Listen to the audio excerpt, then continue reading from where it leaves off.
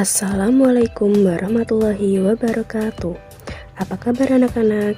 Hari ini kita akan mempelajari tema 7 subtema 1 pembelajaran 2. Mari kita simak materinya.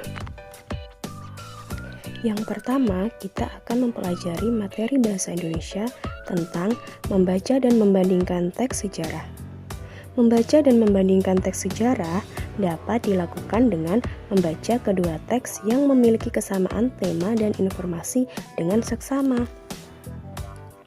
Agar kita lebih memahaminya, kita dapat membaca teks secara berulang kali. Tujuan dilakukannya hal tersebut adalah agar kita dapat menentukan persamaan dan perbedaan informasi yang terdapat pada teks yang kita bandingkan. Selanjutnya, kita beralih ke materi ilmu pengetahuan alam tentang peristiwa membeku, menguap, dan mencair. Pada dasarnya, benda dapat mengalami perubahan wujud karena adanya proses perubahan suhu. Proses perubahan suhu ada yang mengalami kenaikan ataupun penurunan. Proses kenaikan suhu biasa dinamakan dengan pemanasan, sedangkan proses penurunan suhu biasa dinamakan dengan pendinginan. Contoh perubahan wujud benda yang akan kita pelajari pada materi ini ada 3. Yang pertama adalah membeku. Membeku adalah proses perubahan wujud benda dari yang semulanya cair menjadi padat. Hal ini bisa terjadi karena adanya penurunan suhu atau pendinginan. Contoh peristiwa perubahan wujud benda ini dapat kita temui pada proses pembuatan es batu. Es batu awalnya berasal dari air. Karena didinginkan pada suhu tertentu, maka air tersebut pun akan berubah menjadi padat atau menjadi es batu. Di negara yang beriklim dingin, proses pembekuan bisa terjadi secara alami. Dapat kita lihat di video, di suatu negara, air pantai bisa berubah menjadi es karena adanya proses penurunan suhu yang sangat ekstrim. Perubahan wujud benda yang kedua adalah mencair. Bisa dikatakan, mencair adalah kebalikan dari membeku. Mencair adalah proses perubahan wujud benda dari yang semulanya padat menjadi cair.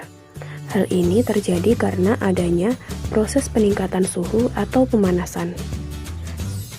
Contoh perubahan wujud benda dari padat menjadi cair dapat kita temui pada fenomena es batu yang akan berubah menjadi air apabila dipanaskan atau didiamkan pada suhu yang tinggi.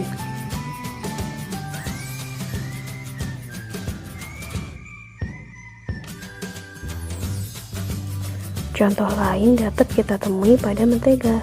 Mentega yang berbentuk padat akan mencair jika dipanaskan pada suhu tertentu. Perubahan wujud benda yang ketiga adalah menguap. Menguap adalah perubahan wujud benda dari yang awalnya cair berubah menjadi gas. Perubahan ini disebabkan karena adanya peningkatan suhu atau pemanasan. Peningkatan suhu yang dimaksud dapat mencapai suhu sampai 100 derajat Celcius. Contoh perubahan wujud benda cair menjadi benda gas dapat kita lihat pada proses perebusan air. Air akan berubah menjadi uap jika dipanaskan pada suhu yang panasnya melebihi suhu didih air. Terakhir, kita akan beralih ke materi seni budaya dan prakarya yang akan membahas tentang memahami arti dan ciri lagu wajib nasional. Lagu wajib nasional dapat diartikan sebagai lagu perjuangan dan nasionalisme yang wajib dipelajari oleh semua kalangan. Tujuannya adalah untuk menanamkan rasa cinta tanah air, menghargai jasa pahlawan, dan membakar semangat perjuangan agar selalu menyala. Ada 3 ciri yang dapat kita jadikan acuan untuk mengidentifikasi sebuah lagu. Apakah lagu tersebut merupakan lagu wajib nasional ataupun bukan? Ciri yang pertama adalah lagu wajib nasional memiliki lirik lagu wajib yang bertujuan untuk menanamkan sikap cinta tanah air, kepahlawanan, nasionalisme, serta rela berkorban demi bangsa dan negara.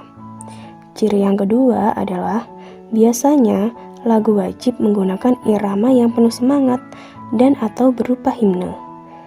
Ciri yang terakhir, lagu-lagu wajib diajarkan, dipelajari, dan dihayati sesuai dengan maksud dan tujuan yang terkandung di dalamnya.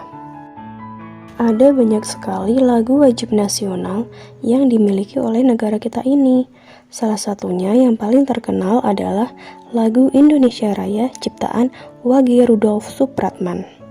Lagu ini ditetapkan sebagai pengiring dalam upacara bendera. Kemudian yang kedua ada lagu Garuda Pancasila ciptaan Sudarnoto. Ketiga ada lagu Padamu Negeri ciptaan Kusbini. Perlu kita ingat, tidak semua lagu wajib nasional menggunakan irama yang penuh semangat. Sebagian dari lagu wajib nasional juga ada yang berupa himne atau pujian, yang biasanya cenderung menggunakan irama yang sedih. Himne biasanya bertujuan untuk mengenang jasa pahlawan yang telah gugur mendahului kita. Contoh dari lagu wajib nasional yang memiliki irama sedih adalah Mengheningkan Cipta ciptaan T. Prawit, Syukur ciptaan Haji Mutahar, Gugur Bunga ciptaan Ismail Marzuki. Sekian untuk pembelajaran hari ini dan sampai jumpa di pembelajaran selanjutnya. Wassalamualaikum warahmatullahi wabarakatuh.